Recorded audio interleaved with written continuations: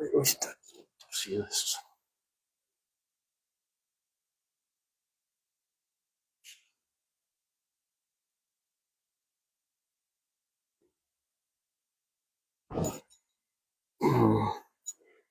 Bueno, ya iniciamos con una oración. Nos encomendamos a San Miguel. La vez pasada tuvimos la oportunidad de dejar en claro que espíritus puros o ángeles conocemos dentro de la doctrina católica como la generalidad de los ángeles.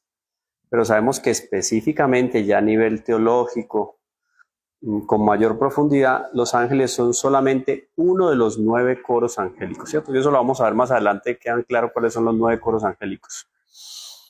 Pero todo esto obviamente tiene una fundamentación teológica. Tiene una fundamentación, cuando hablamos de teología y de doctrina en la Iglesia Católica, hablamos de 3 fuentes que fortalecen la doctrina de la Iglesia, la fundamentan, que son cuáles, yo repetí varias veces la vez pasada. El magisterio, la tradición y la escritura, ¿cierto? Los protestantes se quedaron con la escritura. Entonces, si no está en la escritura, no es válido, no existe. Y hay cosas evidentes, fruto que se dieron, ritos que se dieron fruto del convivio que tuvieron las primeras comunidades cristianas, que empezaron a transmitirse de unos a otros. Las diferentes iglesias, por ejemplo, a las cuales les habla Pablo, ¿cierto? Los efesios, colosenses, etcétera. Ellos no se quedaron solo con lo que transmitió Pablo. Pablo transmitió, por decirlo así, una esencia del mensaje del evangelio. Y cada uno de ellos, a partir de su experiencia de vida, o sea, de vivir a nuestro Señor Jesucristo, de tornar en su vida la realidad de nuestro Señor Jesucristo, fueron asumiendo una serie de ritos. Así, por ejemplo, se configura el rito del bautismo para nosotros. Si yo voy a buscar en la Biblia, en la Sagrada Escritura, el rito del bautismo como hoy existe en la iglesia, no lo voy a encontrar. El rito de la penitencia, de la confesión, tampoco lo va a encontrar. El matrimonio, tampoco, o sea, no va a encontrar ninguno. Ni siquiera la Eucaristía, porque la Santa Misa tiene algunos elementos que conmemoran, obviamente se conmemora, se renueva. La palabra técnica es se renueva el sacrificio del Calvario, pero de manera incruenta, o sea, sin derramamiento de sangre. Eso pasa en la Eucaristía, ese es el gran milagro. Pero alrededor de eso están las lecturas, ¿cierto? Tenemos 1 o 2 lecturas, tenemos el Salmo, eso no está en la Sagrada Escritura. Eso lo fue asumiendo la Iglesia, porque cuando el Espíritu de nuestro Señor Jesucristo fue tomando las comunidades, eso fue surgiendo naturalmente. Y así surgen las tradiciones en los pueblos. No es nada impuesto por el patriarca del pueblo, ni por un gobernante, sino que surgen y se vuelven estables, costumbres estables en una comunidad cristiana, en una comunidad en general. Y en la iglesia pasó lo mismo, ¿cierto? Fueron viviendo el evangelio y van brotando naturalmente esas flores bellas de la civilización cristiana y de la liturgia. Y con los ángeles fue pasando así. Había una noción muy vaga de lo que eran los ángeles, porque claro, los judíos habían vivido en medio de un mare magnum, de una especie de sincretismo a lo largo de los años, de los siglos. Ellos estuvieron varios siglos en manos del pueblo egipcio solamente, y pasaron por el cautiverio de diferentes pueblos. Y todos esos pueblos obviamente los atropellaban a ellos o los bombardeaban ¿con qué? Con su cultura pagana y con sus ritos paganos. Entonces, algo de paganismo obviamente existía en el pueblo judío en el momento en que llega nuestro Señor Jesucristo. Pero todo eso se va purificando también con la madurez que obtiene la Iglesia Católica. Nace cual tierna niña la Iglesia en los brazos de María. Porque miren que nuestro Señor dejó a Nuestra Señora como nodriza, como madre a Nuestra Señora. Él se fue y para que el golpe de la ausencia de él fuera más leve, dejó a la Santísima Virgen como 20 o 30 años más. Y ella fue quien cargó en sus brazos a la iglesia cual tierna niña. Le dio, amamantó a la iglesia. Entonces todo eso se fue configurando, ahora se fue aclarando, los ángeles son criaturas, no son dioses, como si tenían los griegos y otros pueblos, cantidad de divinidades que eran una especie de superhumanos. Porque uno va y hace una lectura de esas divinidades romanas, griegas, etcétera, no eran como el Dios nuestro, el Dios de Abraham, Isaac y Jacob, sino que era una especie de hombres medio humanos, medio dioses, o dioses con con ciertos pecados y vicios de los hombres, inclusive porque le tenían envidia al hombre y el uno tenía celos del otro. Era una cosa así, una noción vulgar de lo que es la divinidad. Y todo eso se purificó en el cristianismo. Lo mismo pasó con los ángeles, porque en un principio pensar en ángel, inclusive en nombres de coros angélicos, ya pertenecían a algunas culturas antiguas. O sea, cuando yo digo querubines, serafines, tronos, eso no es que la iglesia estableció los nombres, no. Algunos nombres pertenecían ya a pueblos que no eran cristianos y eran paganos. Pero como el hombre, por naturaleza, tiene una inclinación a darle explicación a su existencia, a lo físico, a lo metafísico y a lo sobrenatural. Miren que son 3 estadios o 3 escalones. Yo, por ejemplo, llego a una casa y uno dice, uy, yo sentí, muy antioqueño eso, ¿no? Yo sentí una vibra rara. Eso es un asunto más bien metafísico, está más allá de qué, de lo natural, de lo sensible, pero yo digo, aquí hay algo raro. Ahora, cuando yo entro en una iglesia católica, entro a la capilla del Santísimo Sacramento, yo no voy a decir, uy, aquí hay buena vibra. No, aquí se siente la presencia de Dios. Entonces ya no es algo metafísico, sino sobrenatural. Y toda esa purificación la hizo la Iglesia Católica a partir de la evolución de su doctrina. Porque los griegos se quedaban en ese panorama metafísico y ya cuando entraban al campo sobrenatural se chocaban con las divinidades. Pues con las divinidades que ellos habían deformado, más bien adaptado a sus necesidades y a sus vicios, porque era una especie de cómplices de sus desvíos morales. En eso terminaban siendo los... Tanto así que cuando Pablo llegó a Grecia, y la idea de él era obviamente evangelizar y acabar con el paganismo y con la idolatría, ¿por dónde comienzo? Había un Dios que era el Dios sin rostro, o el Dios desconocido. O sea, tenían tantos dioses que ellos decían, por si acaso, para que ese Dios no se nos ponga furioso, vamos a darle a este nombre, a este Dios, el nombre del Dios desconocido. No tenía rostro. Porque ellos, como tenían tantos dioses, iban conquistando, iban tomando por aquí cualquier tótem de otro pueblo y lo asimilaban para rezarle. Inclusive le rezaban y le rendían culto para que los protegiera contra ese pueblo al cual le habían quitado el Dios. Era una cosa así horrorosa. Entonces tenían ese Dios sin rostro. Usted ve al Dios y no tenía nada, pues el Dios desconocido. Y Pablo dijo, de este vengo a hablarles. Y es el único Dios verdadero. Y ahí comenzó. Entonces el contexto cristiano en su nacimiento era muy complejo para empezar a hablar de ángeles. Pero para nosotros hoy es más fácil porque, claro, ya evolucionó toda la doctrina y tenemos firmemente anclado lo que es un coro, lo que son los seres espirituales, etcétera y tal. Entonces, hay que pensar en eso. Por ejemplo, Pablo en la carta a los Colosenses, en el capítulo 1, no, en el capítulo 1, versículo 16, porque en él dice Pablo, y Pablo no era cualquiera. Pablo se formó en la escuela de Gamaliel. Tan importante la Gamaliel en la época, no había universidad. Las universidades nacen en la Edad Media a partir del apostolado de la iglesia. Es bueno tenerlo en cuenta. Sí, por ahí nace, por ejemplo, la Universidad de la Sorbonne, en la cual estuvo Santo Tomás de Aquino, nació en la sacristía de la Catedral de Notre Dame. Ahí nació la Sorbonne, la famosa, decir, uy, yo tengo una especialización de la Sorbonne, wow. Oxford, universidades que nacieron en el seno de la Iglesia Católica, y así. Pero en la época, pues no habían universidades, habían escuelas de maestros. Entonces, tan importante era Gamaliel que lo dejaron en claro en los textos del Nuevo Testamento. Pablo había sido formado por Gamaliel, y Gamaliel pertenecía a la escuela de los fariseos. Hoy cuando uno dice que una persona es traicionera, dice, uy, usted es mucho fariseo, es un traicionero, ¿cierto? Es un hipócrita, eso les dice. Con todas las letras, hipócritas sepulcros blanqueados, le dice nuestro Señor. Bueno, pero este Gamaliel, sea lo que sea, tiene una formación en la escritura impresionante. Pero la formación de la escritura que él tenía era que en el Antiguo Testamento. En el Nuevo no tenía porque apenas estaba escribiendo. Entonces, cuando llega Pablo, Pablo tiene respeto delante, a él le brindan un respeto especial, porque Pablo era un personaje, tenía ciudadanía romana. En la época eso era... sí, en estatus como hoy tener usted ciudadanía americana, pero eso le da muchas entradas a diferentes países. En la época, usted sí, ciudadano romano, por eso a él no lo crucificaron. A él lo decapitaron, me diría, pues igual, pues trágica la muerte. Pero es que la cruz, Cuando mataban a alguien que de alguna manera había contrariado las leyes de una nación, especialmente en Roma, se tenía al delincuente y al criminal. El criminal era más delincuente que el delincuente. Entonces, el criminal se mataba en la cruz. Por eso nuestro Señor murió de la manera más humillante. O sea, los peores bandidos morían en la cruz. Por eso indultaron a Pablo. Aunque él era un bandido y reconocido como bandido lo peor porque era cristiano, no le dieron la cruz, sino que lo decapitaron.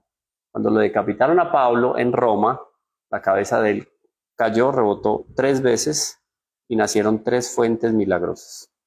Hasta hoy en día uno va a Roma y encuentra Trifontana, las 3 fuentes donde rebotó la cabeza de Pablo, y hasta hoy en día manan agua. Es un lugar muy bonito que uno visita, reliquia donde murió San Pablo. Entonces San Pablo va y le dice, esto lo deja escrito él en Colosenses capítulo 1, versículo 16. Porque en él, refiriéndose a nuestro Señor Jesucristo, fueron creadas todas las cosas del cielo y de la tierra, las visibles e invisibles, los tronos, las dominaciones, los principados, las potestades. Él se queda ahí.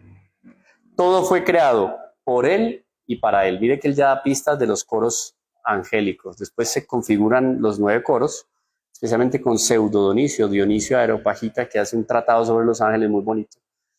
Pero aquí ya está en el Nuevo Testamento, los coros de los ángeles. Entonces ya las primeras comunidades cristianas rendían veneración a los ángeles. Es una realidad que no nos inventamos, ni se inventaron en la Edad Media, no nos lo inventamos ahora en el siglo XX-XXI, no, es una realidad.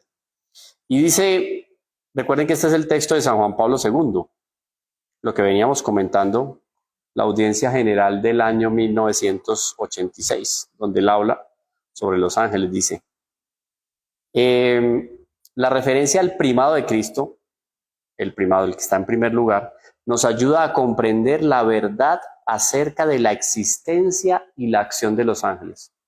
Son 2 elementos muy interesantes. Los ángeles existen y actúan, porque podrían existir, pero la acción de los ángeles podría ser ajena a nosotros. Lo interesante es que cuando los ángeles actúan, actúan en relación a lo que a nosotros nos conviene, porque las acciones de ellos van en función de ¿qué? De nuestra salvación. Por eso es que yo tengo que convencerme de la importancia que es tenerle devoción a los ángeles. Nosotros no valoramos lo que tenemos ahí, unos seres con un poder impresionante.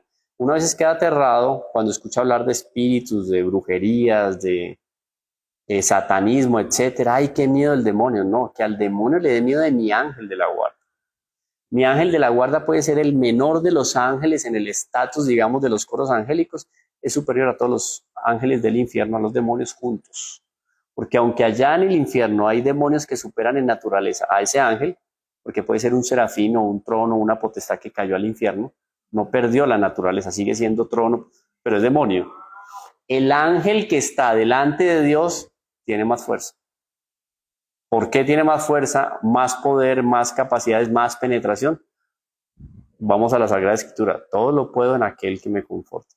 Si yo con oración aquí en la tierra consigo de Dios una fuerza impresionante que me hace sobrepasar los obstáculos más terribles, ahora un ángel cuando está delante de la luz de Dios, de la presencia de Dios, está lleno de, o sea, decir lleno de Dios, él sí que puede decir lleno de Dios. ¿Qué va a hacer los infiernos delante de ese ángel? Y uno se desconfía. Otra cosa es, oído, también hay que tener mucho cuidado. Hay un profesor de teología, Monseñor Escognamiglio Cladías, que él hablaba de la mística del demonio. Yo veo que el demonio me está tentando y digo, no, como yo estoy protegido por mi ángel de la guarda, voy y enfrento la tentación. Esa es la mística del demonio. Porque ahí me estrello. Pero claro, el demonio no va a discutir con mi ángel ni mi ángel con él. Soy yo el que va a terminar cayendo, ¿cierto? Porque soy el menor en la lucha. Soy el más frágil. Entonces ahí es donde hay que tener mucho cuidado.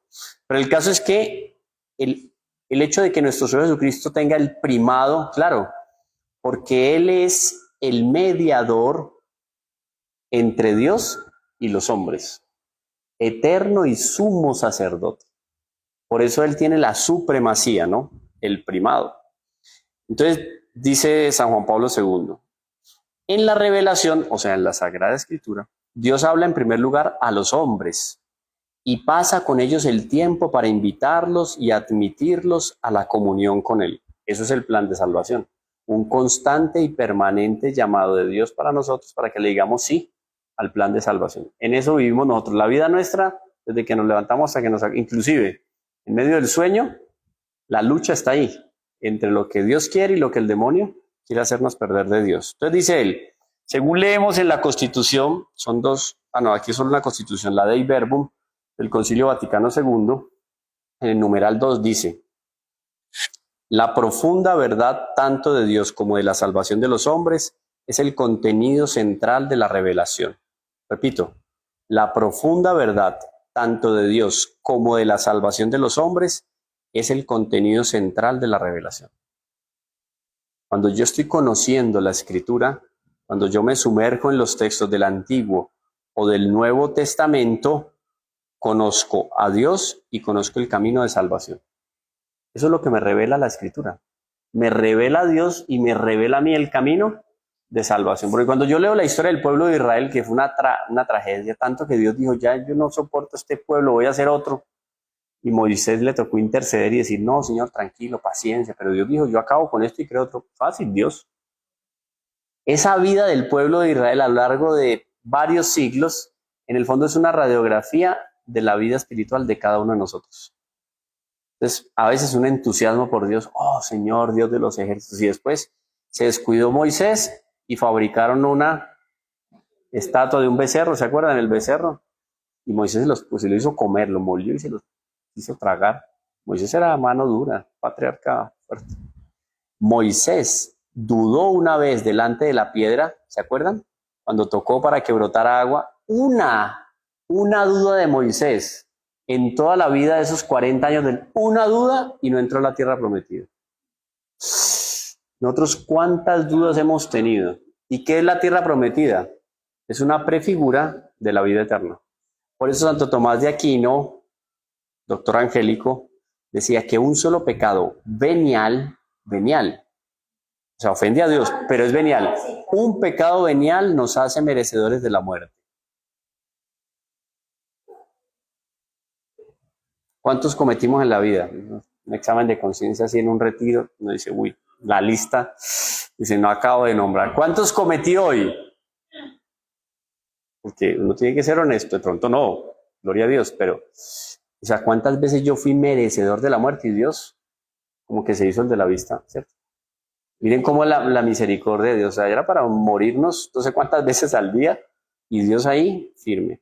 Entonces, primero, ¿por qué está resaltando esto aquí San Juan Pablo II?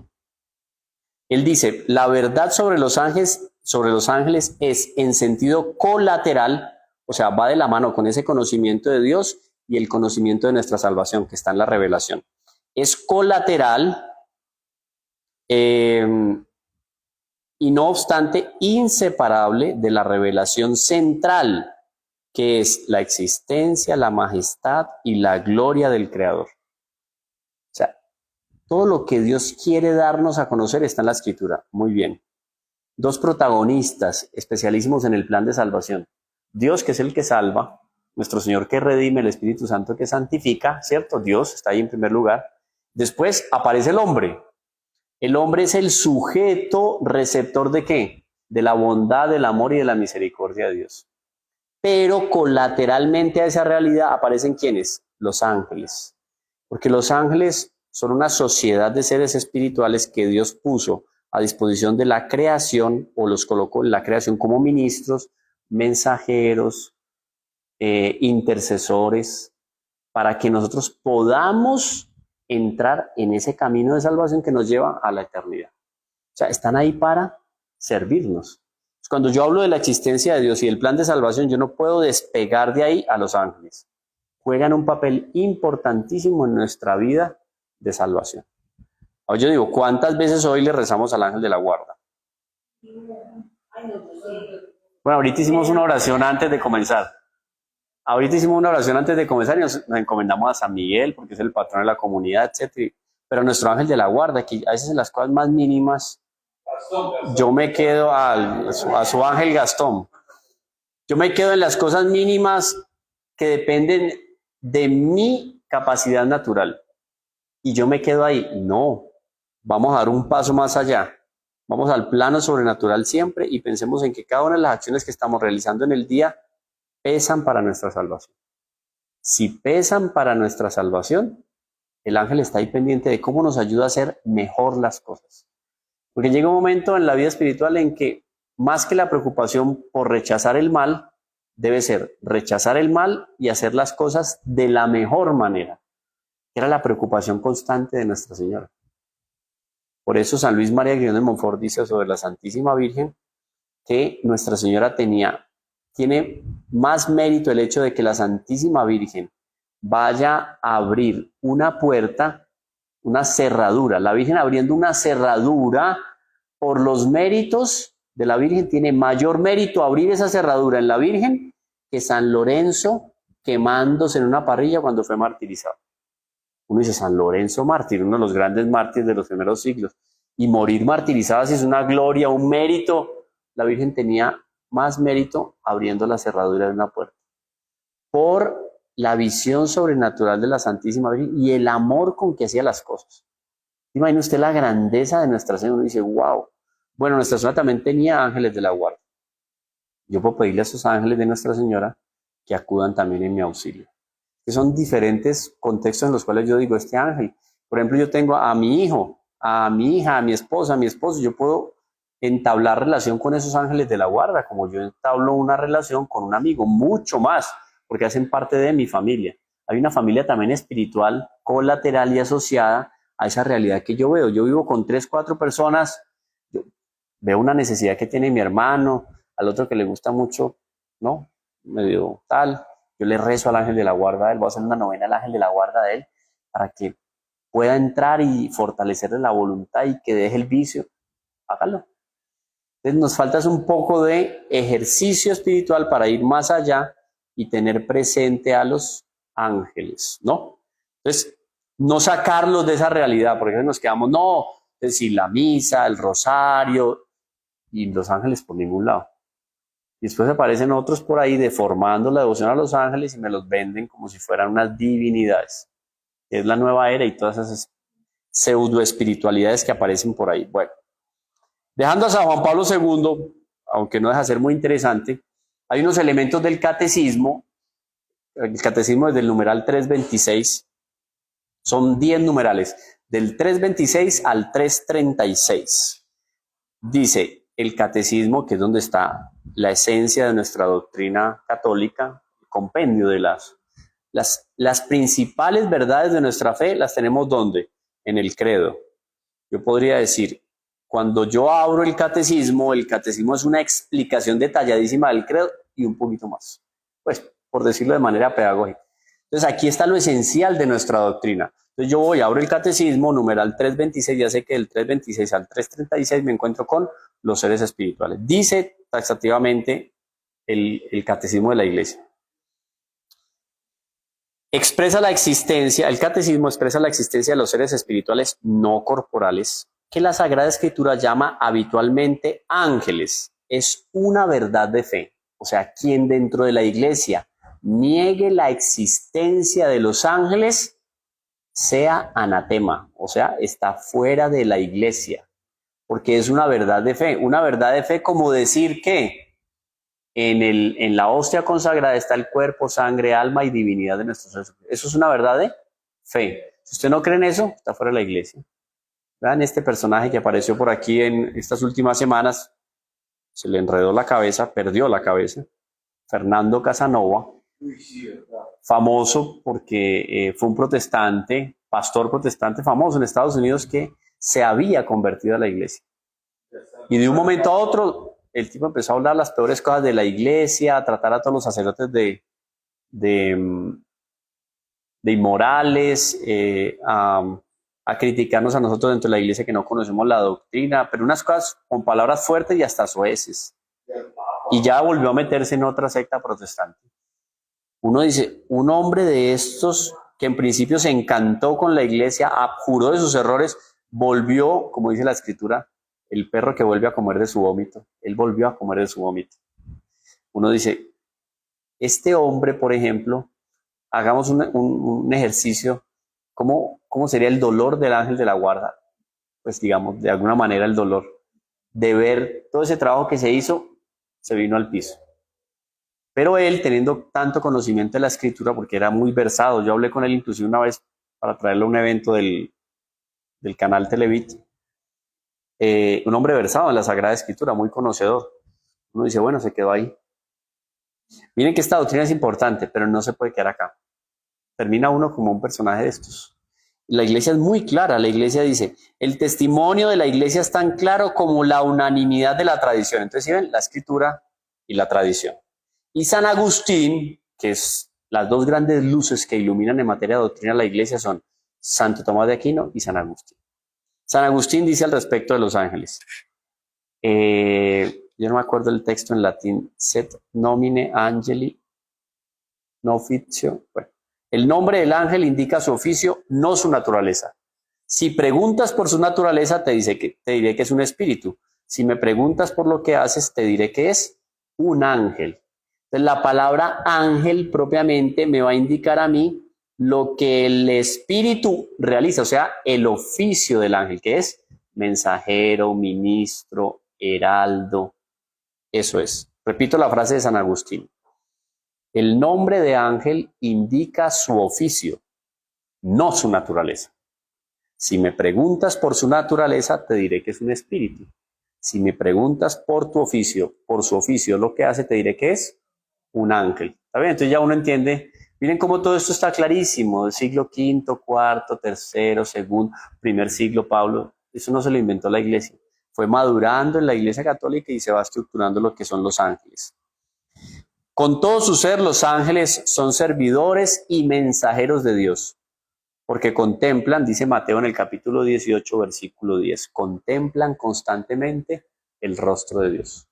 Los ángeles que quedaron en la eternidad, en el cielo, pasando la prueba, aquella revelación que les comentaba en el primer encuentro, pasando esa prueba, ellos están ahora en la visión de Dios, cara a cara. Son agentes de sus órdenes. Eso ya lo dice, la vamos a encontrar esto fundamentado en el Salmo 103. Son agentes de sus órdenes, atentos a la voz de su palabra. Uno dice aquí, uno se queda aterrado con esas formaciones alemanas, inglesas. Cuando el comandante de un pelotón dice algo, todo el mundo se pone firme, y levanta la espada, o dispara, o marcha, o no sé qué. Es una cosa que uno dice, ¿qué obediencia? Eso es nada con la obediencia que los ángeles tienen a la palabra de Dios. Imagina la rapidez con que un ángel atiende un deseo de Dios. La rapidez con que un ángel atiende un deseo de la Santísima Virgen. Si la Virgen es llamada por la Iglesia como Regina Angelorum, reina de los ángeles, porque la Virgen tiene un poder absoluto sobre los ángeles, sobre toda la creación. Ella es reina de todo lo creado, de lo visible y de lo invisible. Miren el reinado de la Santísima. Entonces, otro medio para encontrarnos con los ángeles. Ahora bien, el catecismo. En tanto que criaturas puramente espirituales tienen inteligencia y voluntad. Ellos y nosotros, inteligencia y voluntad, pero nosotros tenemos sensibilidad. Ellos no tienen sensibilidad, ¿por qué?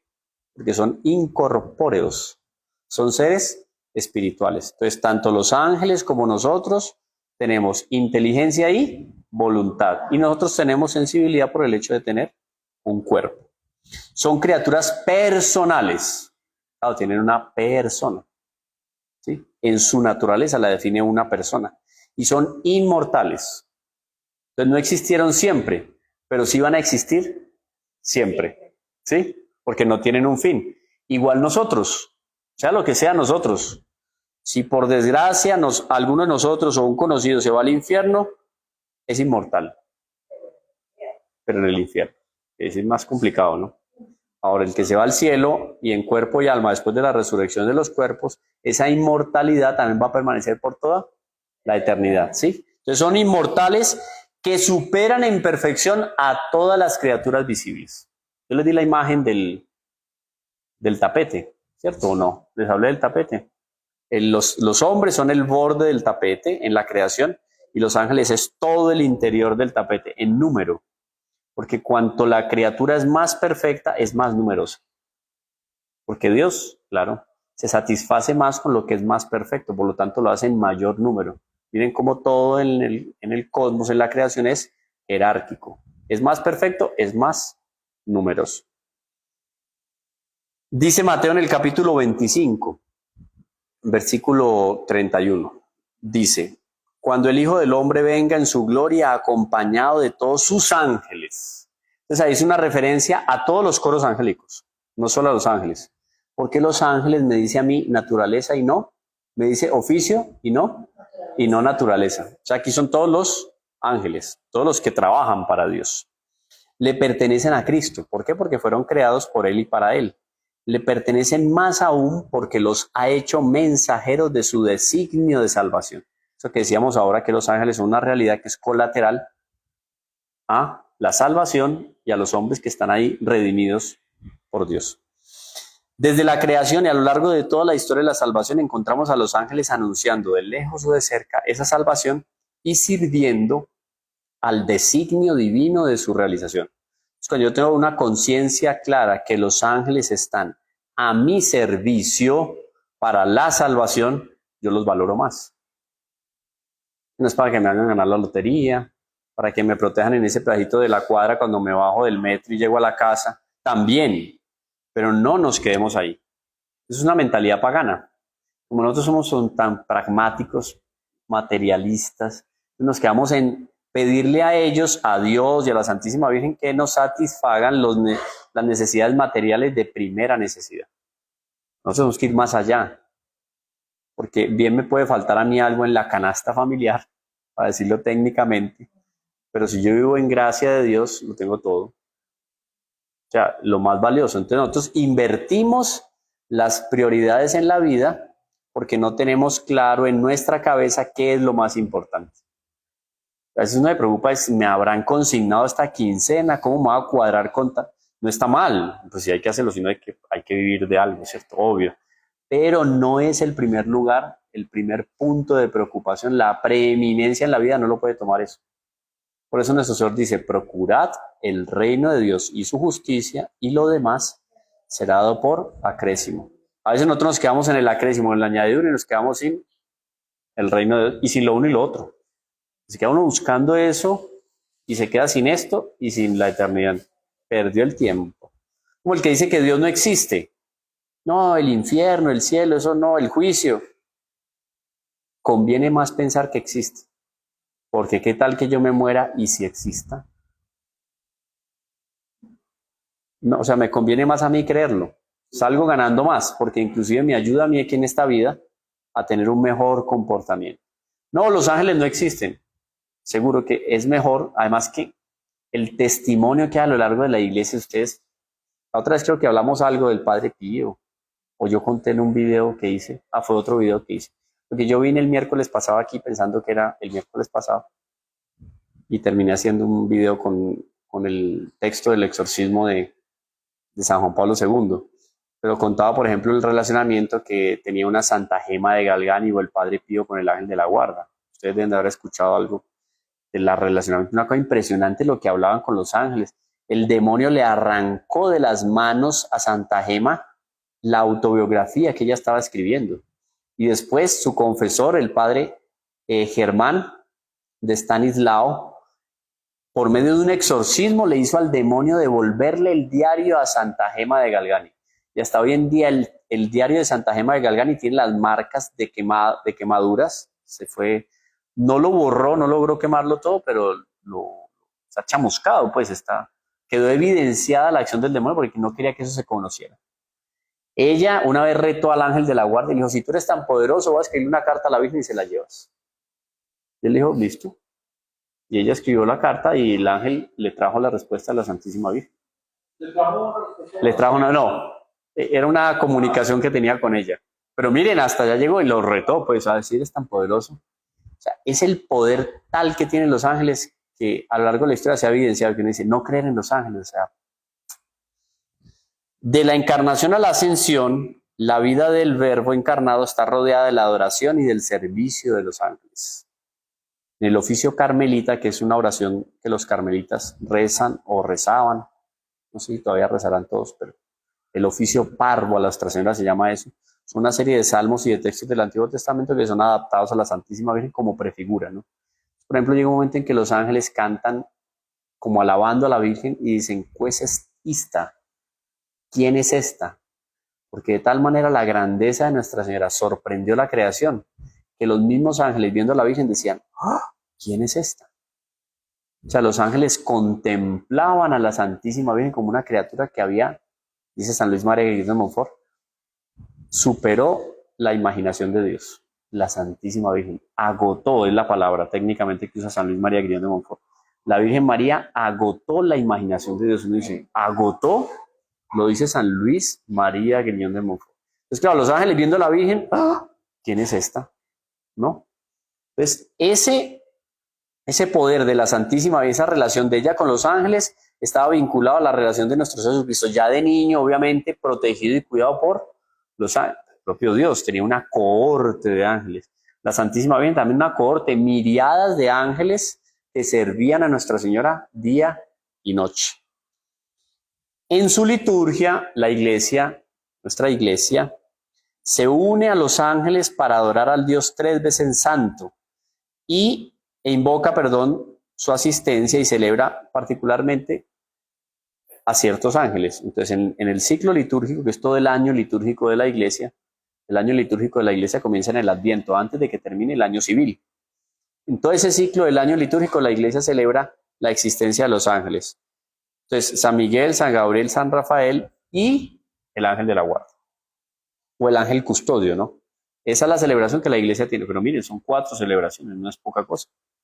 Desde su comienzo hasta la muerte, la vida humana está rodeada de su custodio y de su intercesión. Dice San Basilio Magno, nadie podrá negar que cada fiel tiene a su lado un ángel como protector y pastor para conducir su vida. San Basilio Magno.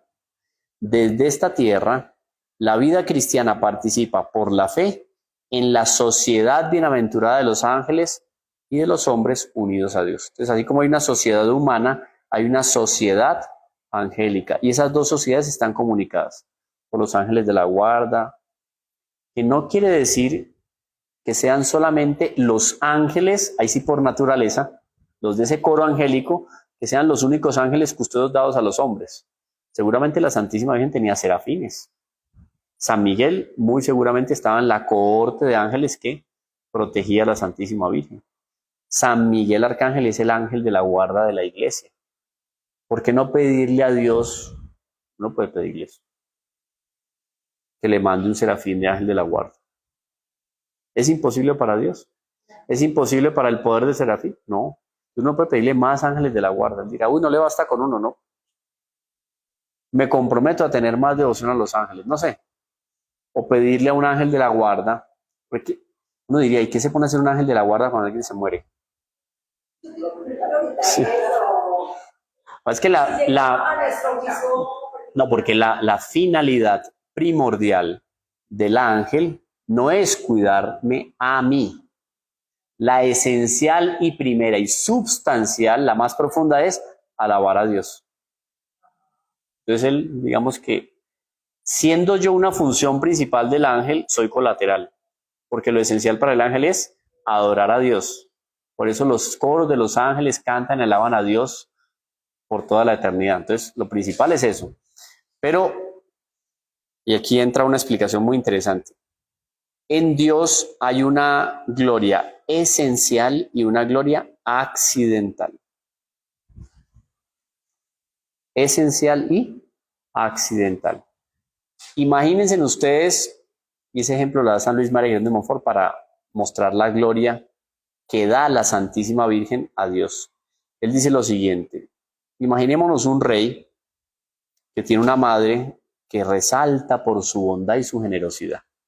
Y en el reinado, en el pueblo, todo el mundo conoce al rey, pero tiene ubicado de una manera especial a la madre reina, porque es una mujer bondadosa, maternal, etc. Por ejemplo, los reyes en la Edad Media no son como los presidentes hoy en día, que si no salen escoltados por 30, 50 policías con no sé cuántos escudos blindados, no pueden salir a la calle. No, el rey bajaba el domingo en el día del mercado, caminaba, hablaba con toda la gente, despachaba en la plaza principal, porque era el que ejercía la autoridad, etcétera y tal. Era una relación más de padre con hijos. Los hijos eran los ciudadanos del reino. Entonces, tienen su rey y tienen la madre del rey, ¿cierto? Yo quiero darle una ofrenda al rey. Entonces, yo la mejor cosecha que tuve de manzanas, voy a llevarle las manzanas al rey, pero yo, pues, como soy campesino, de pronto burdo, le llevo en un costal las manzanas y me atiende la madre del rey. La madre del rey recibe las manzanas, manda a lavar las manzanas, las pone en una bandeja de plata con cubiertos de plata, adornado con otras frutas, porque la manzana sola ya dice, mejor unas uvas, tal, y termina entregándole una bandeja jugosa y fresca al rey y le dice, aquí mandó fulano de tal. ¡Wow! ¿Sí ven el regalo cómo se enriqueció?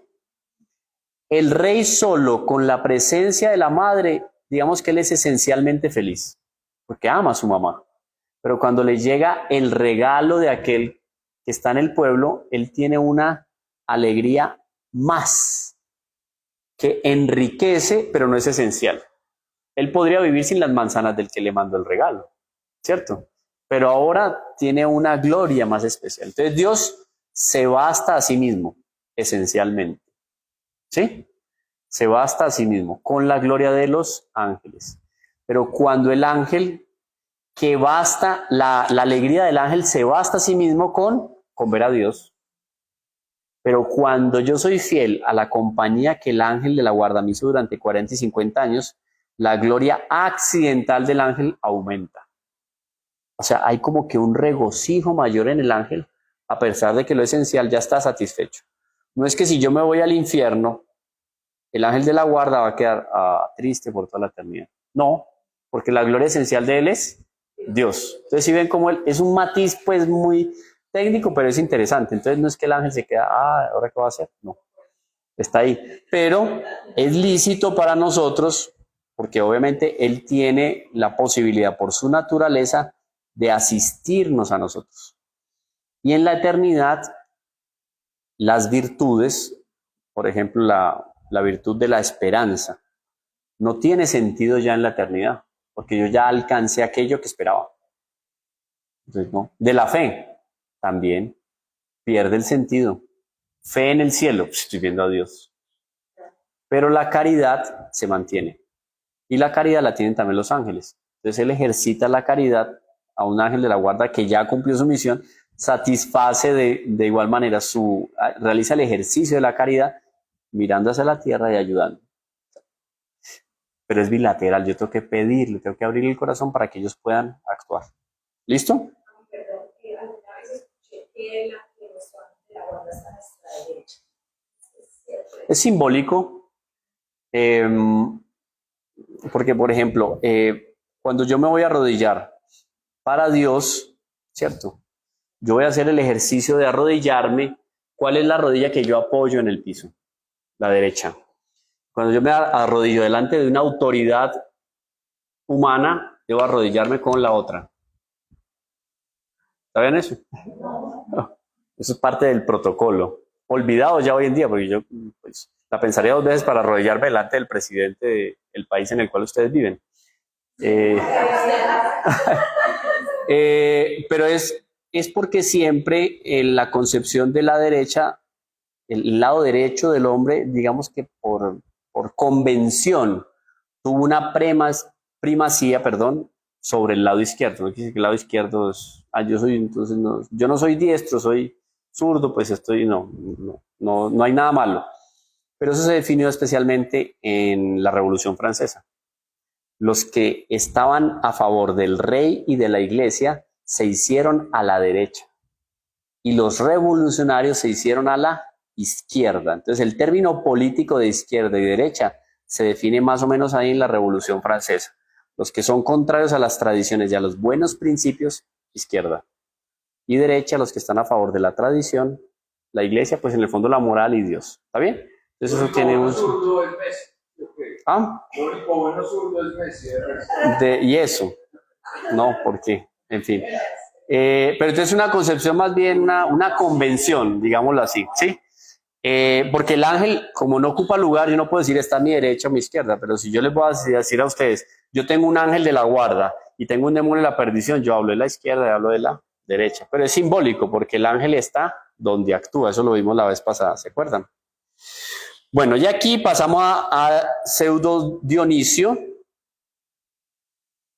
Pseudo Dionisio, un padre de la iglesia, él vive alrededor del siglo sexto, o sea, el año 500 y tantas, vive este teólogo padre de la iglesia, eh, y él tiene un tratado muy importante sobre los ángeles. Digamos que la doctrina hoy por hoy de los ángeles tiene su fundamento en las explicitaciones de Dionisio Areopagita. Areopagita porque era de origen griego y en el Areópago se reunían a hacer apostolado, pues digamos, a hacer proselitismo, un apostolado. Proselitismo filosófico se hacía en el Areópago. Por ejemplo, en el Areópago, como no había micrófono, era una plaza muy grande, el que más fuerza y volumen de voz tenía era el que más reunía a las personas. Y utilizaban mucho, por ejemplo, las veletas. La veleta la ponían a alguien que se paraba con un palito de una veleta. Pues cuando iba en la dirección del viento, todo el mundo se corría así para poder escuchar la voz del que estaba hablando. Entonces el auditorio era un auditorio móvil.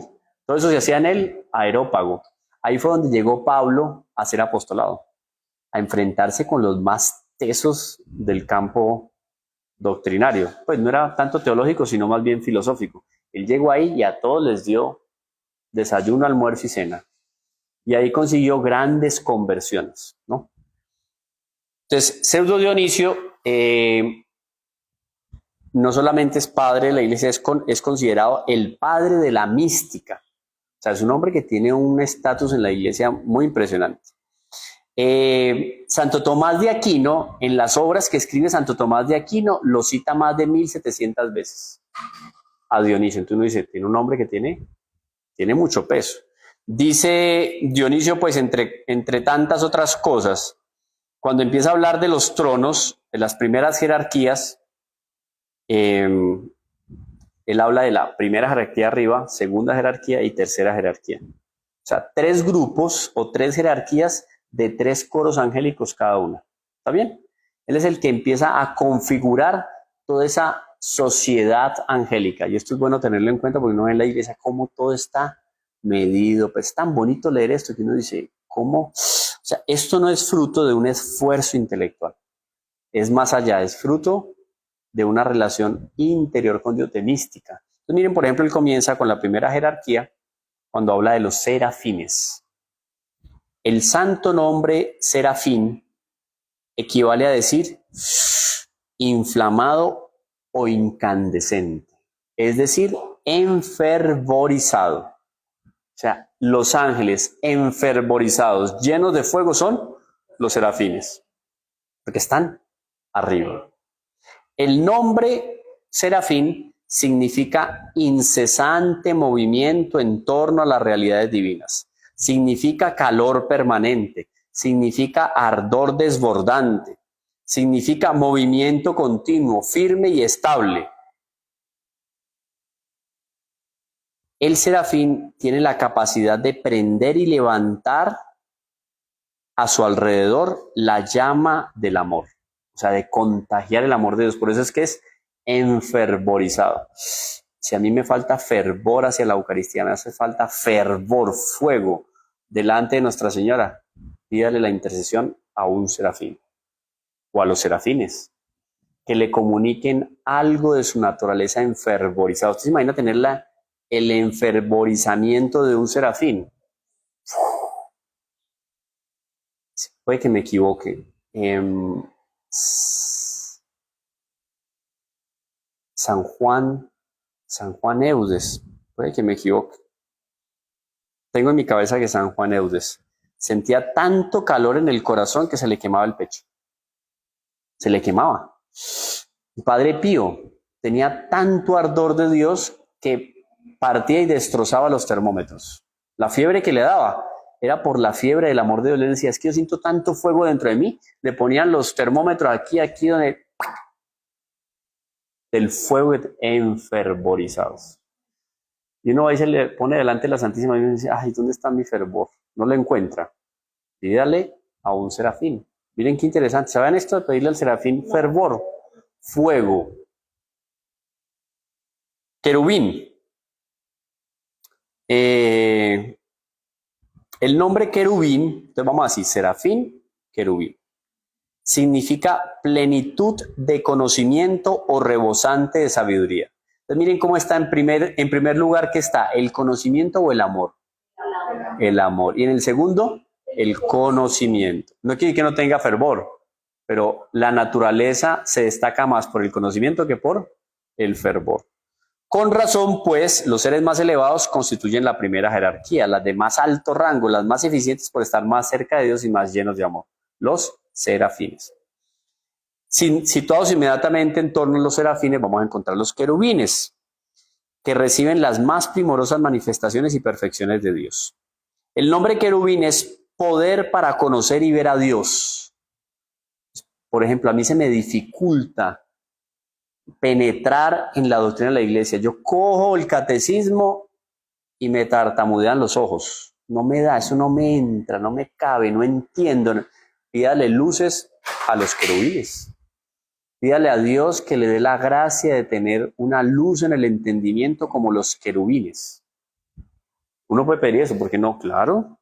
Ellos están ahí en la creación, están como modelo para nosotros. Y Dios nos puede hacer partícipes de alguna manera de esa naturaleza. Yo puedo pedirle que enriquezca mi naturaleza con la naturaleza de un querubín, sin dejar de ser hombre.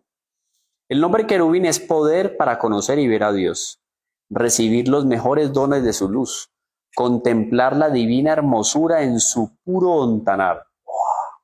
Eso de como que aprender a ver a Dios y comprender a Dios en lo visible. Saberlo leer en un atardecer, en un amanecer, en mis hijos cuando los veo en la mañana, en todos esos detalles de la creación, conocer a Dios a través de esas criaturas. El nombre querubín tatam, recibir los mejores, contemplar, querubín, contemplar la divina hermosura en su puro ontanar, acoger en sí la plenitud de los dones portadores de sabiduría y compartirlos generosamente con los inferiores, conforme al plan bienhechor de la sabiduría desbordante. Que recuerden que unos ángeles, ese amor que tiene el serafín por Dios, de alguna manera se transmite a los coros que están abajo. Ese conocimiento que el querubín tiene de Dios, de alguna manera se comunica con los demás coros, porque entre ellos, como es una sociedad, conviven entre ellos. Serafín, querubín, trono. El nombre de los sublimes y más excelsos tronos indica que están muy por encima de toda deficiencia terrena, como se manifiesta por su ascender hasta las cumbres. Trono. Están siempre alejados de cualquier bajeza. Han entrado por completo a vivir para siempre en la presencia de aquel que es el Altísimo realmente. Esta jerarquía es particularmente digna de la familiaridad con Dios y coopera con Él. O sea, ya empiezan los ministerios de los ángeles. Miren que los primeros como que están muy ahí con Dios. Los unos aman y los otros conocen. Pero aquí ya hay una actividad, ¿cierto? Ya hay una misión, ya hay un movimiento, digamos. Las escrituras han transmitido a los que viven en la tierra los himnos que cantan estos ángeles de la primera jerarquía, de esa primera familia. Algunos de esos himnos son, por decirlo, como una imagen sensible. Dicen ellos, ruido de río caudaloso, cuando proclaman bendita sea en su lugar la gloria del Señor. Ellos son los que cantan el famoso himno de alabanza, santo, santo es el Señor Dios de los ejércitos, la tierra está llena de su gloria. Entonces están muy ligados a la liturgia de Dios, al servicio de Dios. Primera jerarquía, ¿no? ¿Cómo era? Serafines, querubines y tronos. Y ahora vamos a la segunda jerarquía. Comenzamos con las dominaciones. Dominaciones significa, dice San Dionisio, yo creo, un elevarse libre y desencadenado de tendencias terrenas. Miren que cada uno de los ángeles nos llama, cada una de esas jerarquías y esos tronos nos llama a nosotros a brillar por unas virtudes específicas. Y cada uno de nosotros, de acuerdo a su afinidad con Dios, a su vocación particular, está llamado a tener una afinidad especial con un coro angélico. Unos se dirán más contemplativos, otros se irán más llevados a la acción, unos más en la línea de la vida de Marta o de María, o combinadas las dos. Hay una tendencia de cada uno de acuerdo a una vocación específica de Dios. Entonces, con los ángeles uno como que se va identificando, ¿no? Hay uno que dice, yo soy contemplativo, sí, pero a mí me gusta trabajar mucho para Dios. Entonces, yo soy más serafín, o trono, o querubín. O yo soy más de estar en estado meditativo. Podría ser más querubín, o más serafín. Pues si ven, uno como que se va, ¿qué será que me falta a mí? Entonces voy a pedirle a Dios que me haga asemejarme a este trono angélico. No toleran ningún defecto, están por encima de cualquier servidumbre. Limpias, estas dominaciones están limpias de toda desemejanza y se esfuerzan constantemente por alcanzar el verdadero dominio y fuente de todo señorío.